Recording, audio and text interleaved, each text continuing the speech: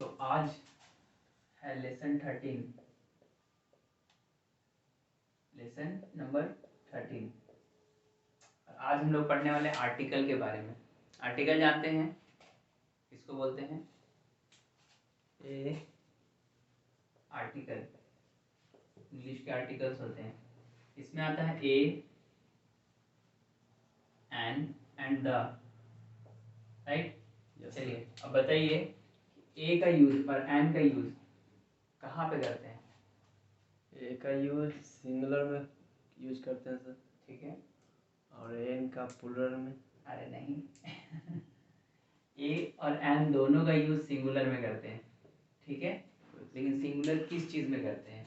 Singular, अच्छा जैसे एक एग्जांपल देते हैं, कुछ सेंटेंस यहाँ पे लिखेंगे, उसमें नोटिस कीजिएगा कि एक जगह पे एन कहाँ पे आ रहा है, ए कहाँ पे आ रहा है, और कहाँ पे ए और एन नहीं आ रहा है। चलिए देखते हैं। जैसे दिस इज ए काउ, ठीक है। There is water, he is an engineer, right. उसी तरह और ले लेते हैं, there are, sorry, there is petrol।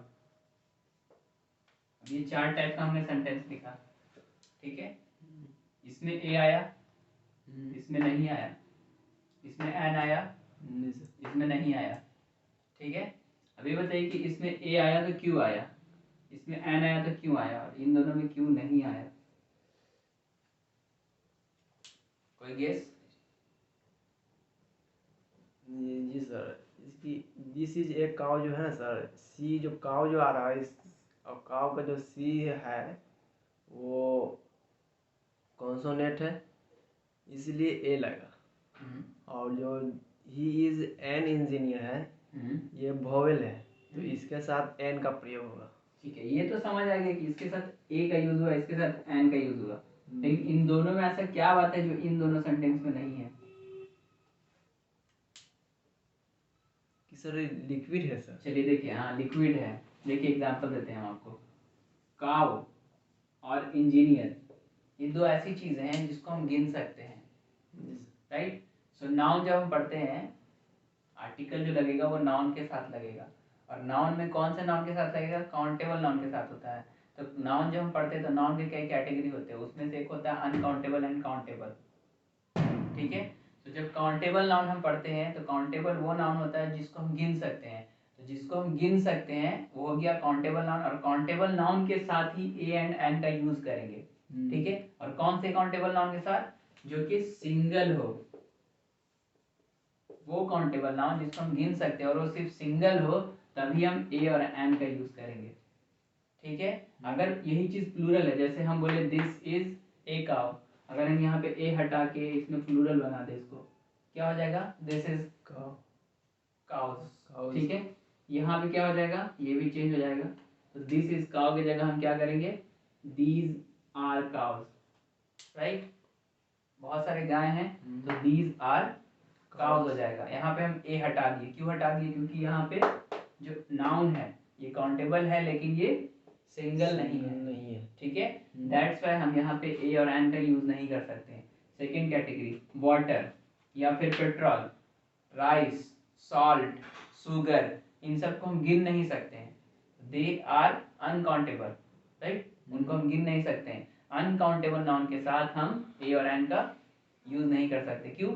ए और एन का मीनिंग ही होता है एक। अब जब हम बोलेंगे किसी चीज के बारे में कि कोई चीज एक है, तभी तो हम ए और एन लगाएंगे, ठीक है। जैसे एक गाय है, देयर इज अ काउ, ठीक है। यह एक गाय है, दिस इज अ काउ, ठीक है। तो इस तरह से। लेकिन पेट्रोल में हम कभी बोल सकते हैं कि एक है? नो। वाटर में हम कभी बोल सकते हैं कि एक है? नहीं बोल सकते हैं। क्या समझ आया? ए और एन का यूज कहाँ करेंगे? काउंटेबल नाउन के साथ। कौन से काउंटेबल नाउन के साथ? जो कि सिंगुलर है। ये था सिमिलरिटी। अब इन दोनों में डिफरेंस क्या है? ए का यूज कहाँ करेंगे और एन का यूज कहाँ करेंगे, ये डिफरेंस देखना है, ठीक। ठीक है। सो ए का यूज अक्सर लोग ये जानते हैं कि ए का यूज हम करते हैं जहाँ पे कॉन्सोनेंट होता है, सोनेट साउंड, कॉन्सोनेंट साउंड साउंड होता है, और एन का यूज वोवेल साउंड के साथ। वॉवेल साउंड के साथ करते हैं। अच्छा, कोई भी वर्ड जो ए से, ई से, आई से, ओ से, यू से स्टार्ट हो, सबके साथ एन लगा सकते हैं।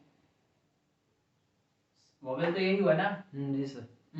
तो ए ई आई ओ यू ये अगर है तो सबके साथ जो भी वर्ड यू से स्टार्ट होता हो, आई से स्टार्ट होता हो, सबके साथ हम क्या वॉवेल लगा सकते हैं, एन लगा सकते हैं? जी सर। नहीं लगा सकते हैं, क्यों ठीक सर? है, क्योंकि आपने अभी खुद बोला कि वॉवेल साउंड होना चाहिए। Is it clear? चलिए अब पहले इसको फर्क समझिए। 21 लेटर्स हैं टोटल, 26 लेटर्स हैं, सॉरी 26 लेटर्स हैं कितने इंग्लिश के अंदर, और इंग्लिश के अंदर जो 26 लेटर्स हैं इसमें 5 लेटर्स को अलग किया गया, 21 को अलग किया गया। इसको बोला गया कॉन्सोनेंट। क्या बोला गया? कॉन्सोनेंट। इसको बोला गया वॉवेल। ये बताइए कि ये जो 5 वॉवेल है ए ई आई ओ एंड यू, और इधर जो है जैसे B C D F H J Z तक जो 21 हैं लेटर्स, इसमें ऐसा क्या है जो इसमें नहीं है, और इसमें ऐसा क्या है जो इसमें नहीं है? फर्क बताइए। ये वॉवेल क्यों है, ये कॉन्सोनेंट क्यों है? कुछ तो ऐसा इसमें होगा जो इसमें नहीं है, कुछ तो इसमें ऐसा होगा जो इसमें नहीं है।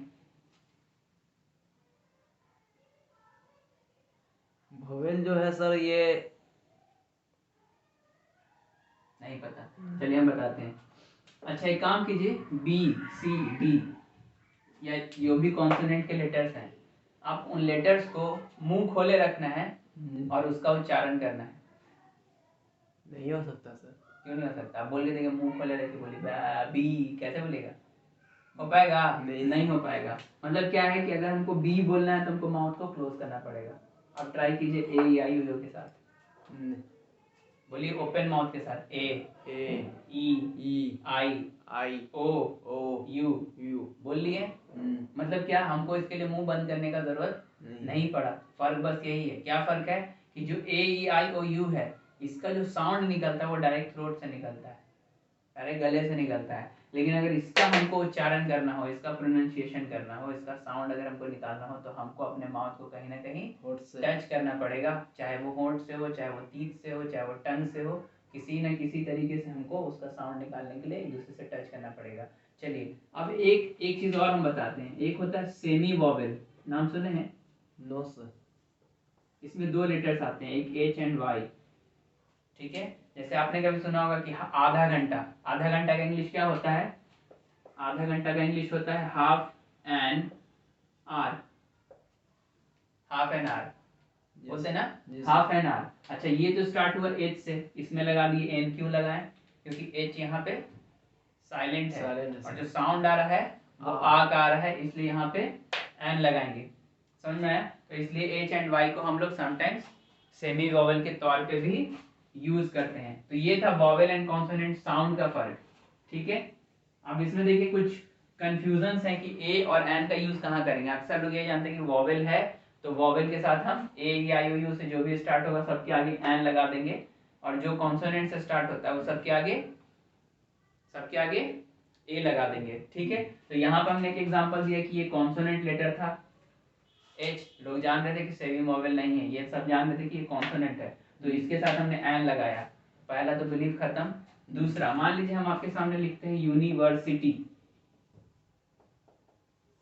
इसमें हम क्या लगाएंगे? ए लगाएंगे कि एन लगाएंगे? ए सर। ए लगाएंगे। जी सर। क्यों लगाएंगे ए? क्योंकि ये तो यू है ना, ये तो वॉवेल है, फिर ए क्यों लगाएं?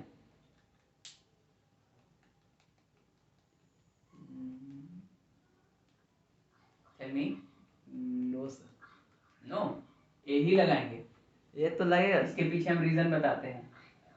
रीजन ये है, ठीक है, क्योंकि यूनिवर्सिटी को हम काउंट कर सकते हैं, काउंटेबल है। 1 यूनिवर्सिटी, 2 यूनिवर्सिटी, 3 यूनिवर्सिटी, ये काउंट कर सकते हैं।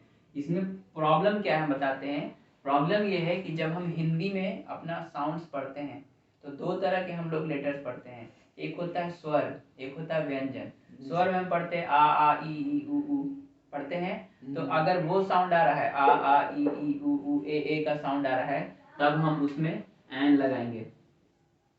लेकिन इसमें क्या आ रहा है, यूनिवर्सिटी, यू कहाँ आता है, या में, राइट। यस हम लोग पढ़ते हैं का खा गा घा अंगा चा छा जा जा इया टा ठा डा ढा ना पा फा बा मा, ऐसे पढ़ते हैं। तो जब हम लोग का खा गा पढ़ते तो या जो है वो का खा गा में आता है, या रा ला वा शा सा, या आया ना, तो या कहाँ आया, का खा गा में। Is it clear? तो या अगर इसमें आ रहा है, या से साउंड निकल रहा है इसमें, जैसे अगर हम लिख दे यूनिटी या फिर हम लिख दे यूनिट, तो यूनिट में भी ए लगाएंगे, यूनिटी में भी ए लगाएंगे। USA, United states of America, उसमें क्या लगाएंगे, ना ए लगाएंगे ना एन लगाएंगे, मतलब दा लगाएंगे। ठीक है, दा आगे हम लोग पढ़ेंगे। ठीक है, तो ये क्या हो गया, ए एंड एन का फर्क। अब देखिए सेंटेंस क्या होता है, हम बोलते हैं वह एक एमपी है, मेंबर ऑफ पार्लियामेंट, तो क्या बनाएंगे, ही इज डैश, क्या लिखेंगे यहाँ पे, एन लगाएंगे कि ए लगाएंगे, ए लगाएंगे, नहीं लगाएंगे, यहाँ पे लगाएंगे एन। क्यों सर? क्योंकि हम बताएं अभी, जब स्वर में हम आ ई उ पढ़ते हैं तो उसमें ए का भी साउंड आता है ना। ए किसमें आता है, स्वर में, तो ए जो साउंड है वो वॉवेल साउंड है, और वॉवेल साउंड रहेगा तो वहां पे हम एन लगाएंगे। उस तरह और पूछते हैं, this is dash NCC camp, NCC जानते हैं, नेशनल कैडेट कॉर्प, ठीक है। अब ये लिखा है एनसीसी, अब एनसीसी के आगे ए लगेगा कि एन लगेगा, एन सर, एन लगेगा। क्यों, क्योंकि इसका जो साउंड है ए से स्टार्ट हो रहा है, तो यहाँ पर हम क्या लगाएंगे, एन। अगर यही फुल फॉर्म लिखा होता है नेशनल कैडेट कॉर्प, और इसी को लिखा रहता है national cadet Corp camp, right. तो यहाँ पे हम ए लगाते हैं, एन लगाते हैं, यहाँ पे हम क्या लगाएंगे, यहाँ पे ए लगाएंगे। रीजन, क्योंकि जब हम बोले नेशनल, तो नेशनल में ना का साउंड आ रहा है, और ना किस में आएगा, कॉन्सोनेंट में। ठीक है, तो जब कॉन्सोनेंट साउंड होगा तो वहां पे हम ए का यूज करेंगे। ठीक है, समझ गए। तो ए और एन का यूज करेंगे, क्लियर हो गया। अगर आ ई यू ए का साउंड आ रहा है तब हम एन लगाएंगे, अगर साउंड व्यंजन वाला आ रहा है तो वहां पे हम ए लगाएंगे। ये चीज क्लियर हो गया। वही चीज आवर में हो रहा था, जब हम हावर इसको नहीं बोलते, हावर अगर बोलते ना, इसको अगर हम हावर पढ़ते हैं, जैसे उसी तरह एक होता है एन ऑनेस्ट मैन, ऑनेस्ट मतलब ईमानदार, ठीक है, हम पढ़ते हैं ऑनेस्ट मैन। ऑनेस्ट जो है इसमें एच साइलेंट है, इसको हम हॉनेस्ट नहीं पढ़ते हैं, इसको हम पढ़ते हैं ऑनेस्ट मैन। तो ऑनेस्ट जो है वो साउंड ओ से स्टार्ट होता है, तो ओ जो है उसमें एन लगाएंगे, और यही होता है हॉनेस्ट मैन, तो यहाँ पे एन नहीं ए लगाते। Is it clear? चलिए, we are going ahead right now. So ये हो गया। अब देखिए ए और एन में एक और चीज बता देते हैं। मान लीजिए हम एक सेंटेंस लिखे, he is dash man, he is dash man, यहाँ क्या लगाएंगे, ए लगाएंगे कि एन लगाएंगे, ए सर, ए लगाएंगे। ये हो गया। अब देखिए ए जो है वो हमेशा किसके आगे लगा, किसके पहले लगा, ये क्या है, काउंटेबल नाउन, इसको गिन सकते हैं, और ये क्या है, नाउन है, ठीक है। तो काउंटेबल नाउन के आगे हम ए लगा दिए। अब इसी को सेंटेंस को जब हम आगे बढ़ाएंगे, he is dash, sorry, he is good man, he is good man. अब इसमें ए लगाना है, कहां पे लगाएंगे, यहाँ पे, यहाँ पे, इसके बाद सर, इसके बाद लगाएंगे। जी सर। अच्छा, ये समझ में आया। पहले हम काउंटेबल नाउन के बगल में लगा रहे थे, अब यहाँ पे बीच में एडजेक्टिव घुस गया। ये है काउंटेबल नाउन, ठीक है, और ये है एडजेक्टिव, ये है काउंटेबल नाउन और ये है एडजेक्टिव, ठीक है। तो क्या हुआ, जब एडजेक्टिव आया तो ए पहले आ गया, ऐसा क्यों हुआ। पिछले वीडियो में बताए थे कि नाउन जो है वो एडजेक्टिव का बेस्ट फ्रेंड है, राइट। तो जब बेस्ट फ्रेंड आ गया तो बेस्ट फ्रेंड दोनों साथ में हो गया और ए को बोला तू साइड में रह, समझ गया? तो ए इधर पहले आ गया, ठीक है। अब इसी को और आगे बढ़ाते हैं। He is very good man. अब हमको इसमें ए लगाना है, कहाँ लगाएंगे? हमको इसमें ए लगाना है, कहाँ लगाएंगे? इसके बाद ही सर, इसके बाद ही लगाएंगे, इसके पीछे भी रीजन है। अब इसमें भी तो हम कह सकते हैं ना he is very a good man, फिर ए इसमें पहले क्यों आ गया? नहीं समझे? तो बताते हैं। ये नाउन, ठीक है, ये एडजेक्टिव, ये दोनों दोस्त, ये दोनों दोस्त बेस्ट फ्रेंड। अब एडजेक्टिव का जो बेस्ट फ्रेंड है वो होता है एडवर्ब। एडजेक्टिव या वर्ब का दोनों का बेस्ट फ्रेंड कौन है? एडवर्ब। सेंटेंस के अंदर अगर एडजेक्टिव है या वर्ब है तो उसके बगल में एडवर्ब होगा, ठीक है। तो ये दोनों बेस्ट फ्रेंड। तो इसके अब जब ऐसे ही वेरी आया ना, वेरी वर्ड आया, तो वेरी वर्ड क्या किया? फिर से एक को ढकेल दिया, बोला तू साइड जा, हम इधर रहेंगे, समझ गया? तो इसको क्या करेंगे इंग्लिश में? He is a very good man. तो क्या समझ में आया? अगर सिर्फ काउंटेबल नाउन है तो ए काउंटेबल नाउन के पहले आएगा। अगर काउंटेबल नाउन के साथ एडजेक्टिव भी है तो ए जो है या एन जो है वो एडजेक्टिव के पहले आएगा। अगर काउंटेबल नाउन के साथ एडजेक्टिव है और एडजेक्टिव के साथ एडवर्ब है तो ए और एन जो है वो एडजेक्टिव के पहले आएगा, ठीक है। ये था आपका ए एंड एन वाला क्वेश्चन, ठीक है। तो ये हम समझ गए कि ए और एन का कहाँ यूज करते हैं।